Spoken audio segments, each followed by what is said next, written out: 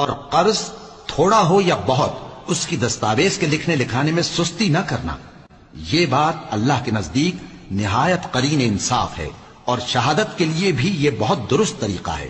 اس سے تم کو کسی طرح کا شک و شبہ بھی نہیں پڑے گا. ہاں، اگر سودا دست بدست ہو جو تم آپس میں لیتے دیتے ہو، تو اگر ایسے معاملے کے دستاویز نہ لکھو تو تم پر کچھ گناہ نہیں. اور جب خرید و فروخت کیا کرو، مثلا زمین جائیداد کی، تو بھی گواہ کر لیا کرو. اور کاتب دستاویز اور گواہ معاملہ کرنے والوں کا کسی طرح کا نقصان نہ کریں. اگر تم لوگ ایسا کرو تو یہ تمہارے لیے گناہ کی بات ہے.